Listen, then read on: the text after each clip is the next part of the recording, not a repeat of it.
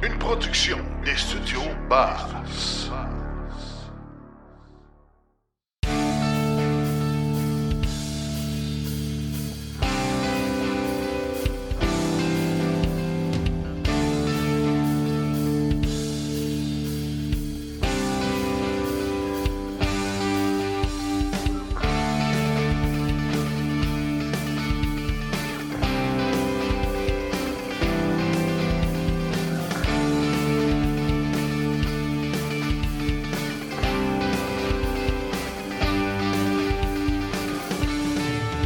Épisode hors série.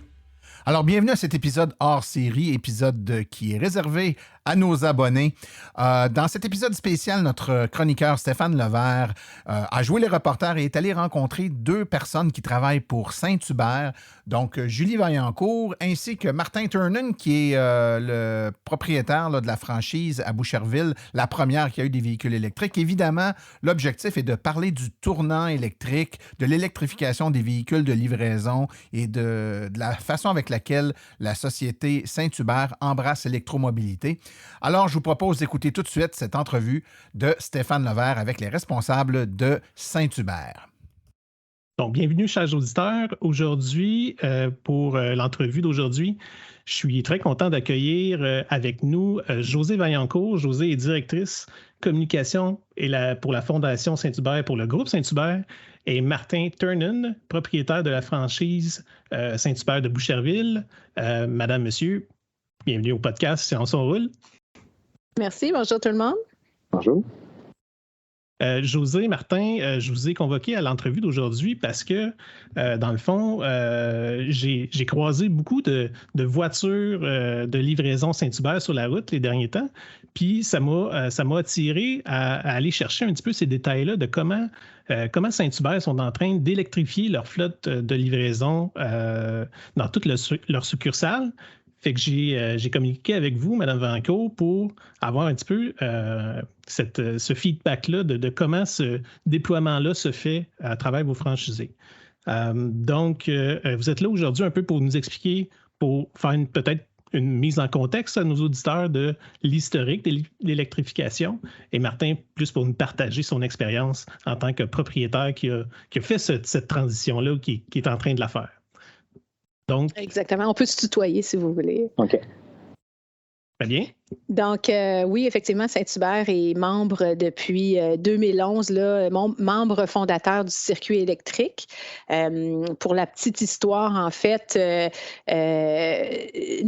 notre propriétaire précédent, Monsieur Léger, là, qui était le fondateur, dans le fond, des rôtisseries Saint-Hubert avec sa famille, c'était quelque chose qui était important pour lui là, dans toutes sortes de domaines. Là, je ne rentrerai pas dans tous les détails. Les clients et les amateurs de Saint-Hubert le savent. Là, on a posé plusieurs gestes par rapport à la responsabilité sociale et l'environnement et plus spécifiquement par rapport à la voiture électrique, là, lorsqu'il y a eu ouï-dire qu'Hydro-Québec se cherchait des endroits où installer des bornes de recharge électrique, ben, il a communiqué avec les gens là-bas pour dire, ben, nous, on a un réseau partout à travers le Québec. Si jamais ça vous intéresse, on serait là. Donc, c'est un petit peu comme ça que tout ça a commencé, là, en tout cas du côté de Saint-Hubert. Oui, puis écoutez, moi, étant électromobiliste moi-même, je tiens à saluer cette initiative-là parce que personnellement, et je le sais, là, je ne vais pas généraliser, mais pour connaître beaucoup d'électromobilistes, au fil des années, c'est un peu devenu un réflexe, là, un peu de planifier. En conséquence, ça a été, selon moi, très visionnaire de la part de Saint-Hubert. Puis moi, comme d'autres, là, c'est maintenant devenu des réflexes, comme j'ai dit tantôt, là, de planifier des longs voyages, souvent quand ça excède évidemment l'autonomie de nos batteries. Les longs voyages au Québec, ben, c'est très facile de planifier des arrêts dans des Saint-Hubert. Puis, fait que moi, je partage mon expérience personnelle, mais je suis certain que beaucoup de nos auditeurs vont se reconnaître dans ce que je dis là. En plus, c'est agréable d'arrêter chez Saint-Hubert. Tout à fait d'accord. Donc, ça a été pour le déploiement des bornes publiques. Aujourd'hui, la raison pourquoi Martin est avec nous, c'est plus pour parler de ce qui est le volet de livraison avec des voitures électriques, qui est un volet peut-être un petit peu plus méconnu de la part des gens dans la population, autre que de commander puis d'avoir la joie de se faire livrer en voiture électrique son poulet et d'en croiser sur la route. Ben, on ne connaît pas nécessairement comment que ça fonctionne, puis c'est quoi l'expérience ou le feedback que vous avez. Donc, c'est pour ça que je suis content d'avoir Martin avec nous. Donc, Martin, une question qui me vient tout naturellement à l'esprit. Qu'est-ce qui pousse un franchisé comme vous, à Boucherville, de se lancer dans une aventure aussi périlleuse que je peux mettre entre guillemets, si on recule en 2011? L'électrification des transports, c'était encore quelque chose qui était très marginal. Qu'est-ce qui vous a poussé à aller dans cette direction-là? Quand on nous a offert de tester les premiers véhicules, les circuits électriques, c'était surtout pour une question environnementale, parce qu'on ne connaissait pas vraiment c'était quoi les économies qu'on irait faire avec ça. Aujourd'hui, je vous dirais que c'est chiffré. On a de la misère à savoir lequel on passe en premier. L'économie, l'environnemental, je pense qu'en général, c'est l'environnement qui nous intéresse, mais l'économie est là. Surtout avec l'autonomie des véhicules qui s'est grandement améliorée au fil des années, je vous dirais qu'on vient presque à l'oublier parce qu'on traite ça comme un véhicule normal dans notre flotte. Et là, vous l'avez dit précédemment, là, en termes de coûts, là, vous le disiez au début, c'est plus pour le volet environnemental, puis on le salue. Mais en termes de coûts d'infrastructure, d'achat de voitures, qu'est-ce que ça leur représentait pour votre franchise? Si je prends exemple le premier vrai véhicule électrique qu'on a eu, j'oublie les 2 essais du circuit électrique des IMIEV parce que c'était vraiment des véhicules d'essai, c'était pas des véhicules qui avaient été faits pour l'Amérique du Nord. Si je prends la Nissan Leaf que j'ai eue, le plus drôle avec ça, c'est qu'on n'a rien fait avant les 50 000 premiers kilomètres, sauf des entretiens de frein. On est habitué de faire des changements d'huile, des bougies, toutes les choses qu'on entend pour un véhicule thermique normal. Je vous dirais qu'il n'y a pas grand-chose à faire sur un véhicule électrique si on en prend soin. Évidemment, moi, j'ai toujours préconisé un conducteur pour un véhicule. Un véhicule électrique, quand on ne connaissait pas ça au départ, je voulais pour pas minimiser les chances de problème, c'est un seul conducteur qui le prenait. Puis, je pense qu'en termes de coût, c'est une fraction du coût d'un véhicule normal. OK. Mais vous le dites, dans le fond, vous utilisiez une Leaf. Moi, je ne connais pas ça, la business de faire de la livraison de poulet en voiture et plus précisément en voiture électrique. Qu'est-ce que ça représentait, là, justement? Vous dites un conducteur, une voiture. Quel rayon vous avez besoin dans un rush hour? Mettons, là, on est sur l'heure du midi actuellement, là, entre 11h et 1h ou 2h, par exemple. C'est quoi le rayon d'action qu'une voiture normale de livraison, dans votre cas à vous, à votre franchise, doit pouvoir parcourir? Bon, si je prends l'exemple de la Leaf, comme je disais tantôt, 160 km d'autonomie. J'avais assez d'autonomie pour faire un dîner normal de à peu près avril jusqu'à octobre. C'est l'hiver que ça se corsait avec ce genre de véhicule-là parce que l'autonomie qui s'est développée depuis le temps n'était pas assez pour finir mon dîner, surtout plus la température baissait. Fait que c'est sûr que j'étais obligé de réduire le champ d'action du véhicule. Exemple, à Boucherville, on restait dans Boucherville avec la Leaf, puis ça fonctionnait tout le dîner, tout le souper. Il fallait absolument qu'il y ait une charge dans l'après-midi. Nous, en plus, on est chanceux, on a une borne rapide de 400 volts. Fait que c'est sûr qu'on s'en servait. Fait que dans notre cas à nous, ça n'a pas fait une grosse différence sur un véhicule normal. Je vous dirais que là, suite à ça, c'est les coûts qui devenaient intéressants. Le coût d'entretien puis le coût d'utilisation de l'énergie. Vous en parlez, coût d'énergie.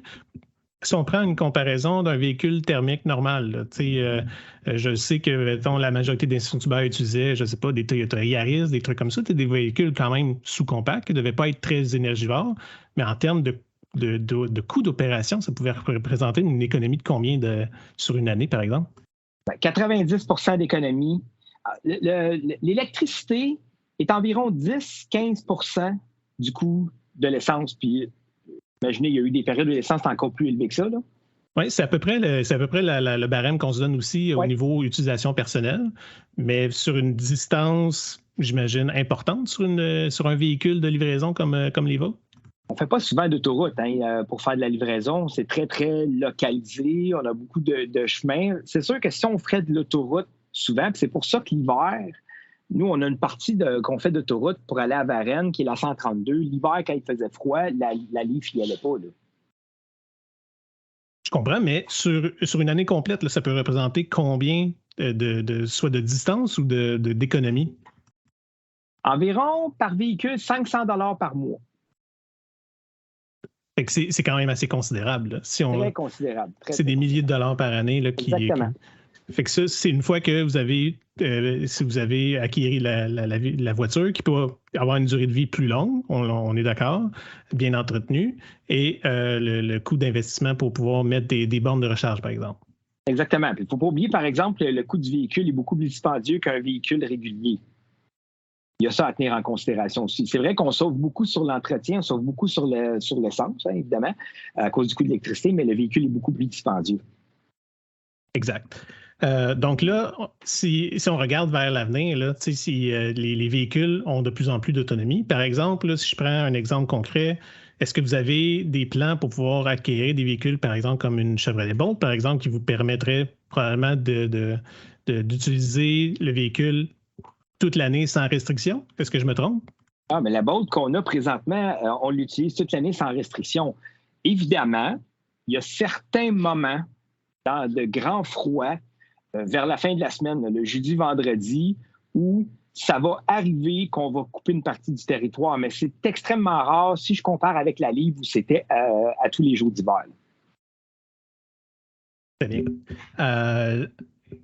Si je me tourne un petit peu vers soit le livreur ou les clients, est-ce que les livreurs qui utilisent les véhicules électriques dans votre flotte vous ont donné soit des impressions positives, négatives? Qu'est-ce que ça peut représenter pour le livreur qui, lui, doit l'utiliser? Le livreur qui l'utilise présentement,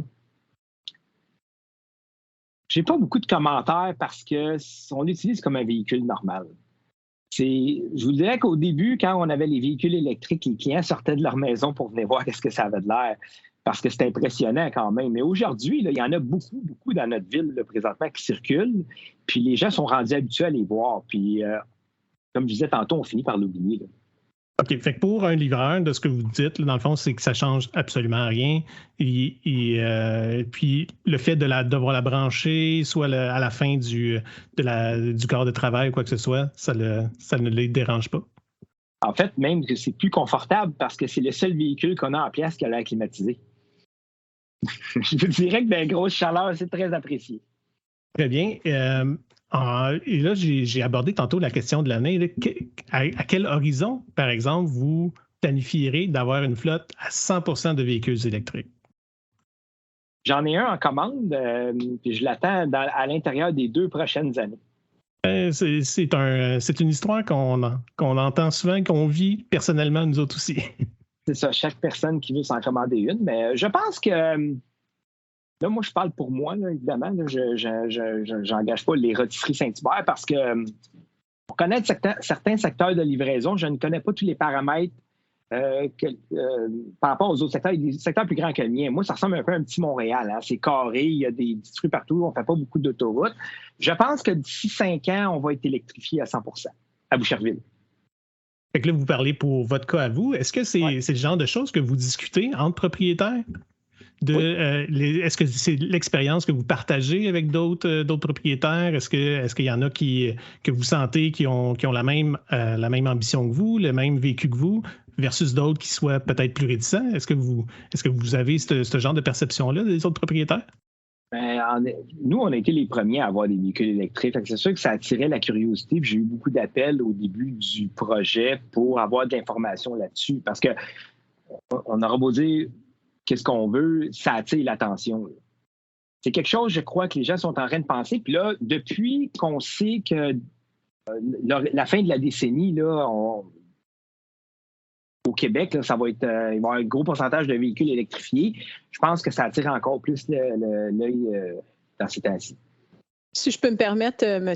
Stéphane, présentement, là, mettons, dans la flotte de voitures Saint-Hubert, là, c'est 20% des voitures qui sont soit électriques ou hybrides. Donc, on a quand même un pourcentage assez important là, de voitures électriques ou hybrides.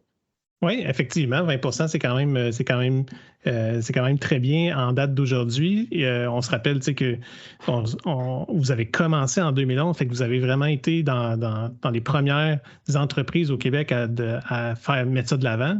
Et puis, donc, d'ici 5 ans, par exemple, des franchisés comme dans le cas de Martin à Boucherville, il prévoit à 100%. C'est encourageant là, de voir ça. Je pense qu'effectivement, la disponibilité des voitures va aider. Définitivement que l'autonomie aide aussi. Il y en a qui sont prêtes à se donner un petit peu plus, un petit paquet de troubles, d'autres moins, mais de plus en plus, l'autonomie devient importante. Puis évidemment, on ne se cachera pas que le coût aussi, là, le coût à l'achat est quelque chose que quand les gens n'ont pas connu puis ne connaissent pas, si on veut, les sous qu'ils peuvent sauver au fil du temps, bien, au départ, il y a un petit frein parce qu'effectivement, la voiture est un petit peu plus dispendieuse à l'achat. Donc, on peut imaginer qu'au fil des prochaines années, il y aura peut-être une baisse à l'achat, une baisse du prix à l'achat là, qui va arriver. Oui, bien, ce que je perçois, c'est que c'est un petit peu comme dans Monsieur, Madame, tout le monde, qui regarde ça d'un œil puis qui dit OK, est-ce que je me trompe en allant vers l'électrique? C'est des changements d'habitude, fait que c'est des changements des changements dans la vie. Les gens réticents au changement. Fait ce que je perçois, dans le fond, c'est que c'est les mêmes défis que nous, on a à essayer de convaincre nos amis, nos familles à faire le saut, les défaire un peu ces peurs-là, c'est le même défi que dans le fond vous avez et c'est les mêmes enjeux là, que vous êtes en train de défaire et de faire progresser la transition énergétique. Et il ne faut pas oublier, Stéphane, une chose, si je peux me permettre, là, c'est vraiment comme Monsieur, Madame, tout le monde, le problème de disponibilité des véhicules, là, quand tu appelles un concessionnaire puis qui te dit là, je prends les commandes aujourd'hui, là, puis ça va prendre environ 2 ans, là, je pense qu'il y aurait beaucoup plus de véhicules électriques sur les routes présentement. Puis on regarde juste ce qui se passe, parce que je suis l'actualité. Là, quand Ford a mis en ligne la possibilité de commander un F-150 Lightning, plus que 40% des gens qui ont commandé ce véhicule-là n'avaient même pas de pick-up. Là. Ça veut dire qu'il y a de l'intérêt, mais c'est vraiment une question de disponibilité qui est le plus gros problème, tant qu'à moi, c'est ainsi. Vous n'avez pas besoin de me convaincre très longtemps pour deviner que c'est un problème. Je suis totalement d'accord avec vous. Donc, ça fait un petit peu ça couvre un petit peu les points que j'avais. Est-ce qu'il y a des points que vous voulez ajouter, Martin, José? Non, en fait, je vais faire mon petit message corporatif quand même en disant que Saint-Hubert, l'année passée, a annoncé qu'on était pour acheter des crédits carbone, dans le fond, pour s'assurer que notre flotte de voitures là, soit carboneutre. Alors, j'en profite pour réitérer le message.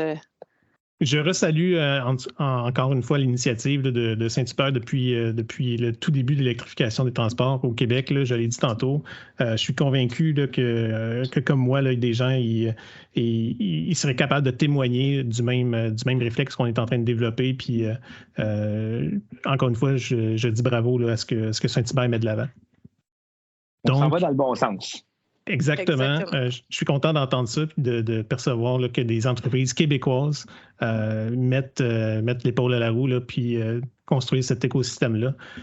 Donc, Josée Vaillancourt, je le rappelle, directrice communication et de la Fondation Saint-Hubert pour le groupe Saint-Hubert, et Martin Turnan, propriétaire de la franchise de Boucherville, de Rôtisserie de Saint-Hubert. Martin, José, je vous remercie encore une fois d'avoir été avec nous aujourd'hui. Informez nos auditeurs.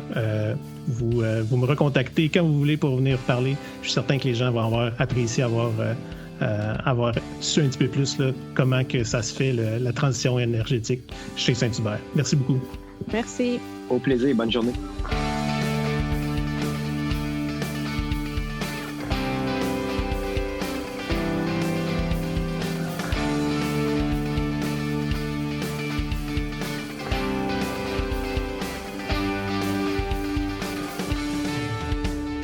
épisode hors série.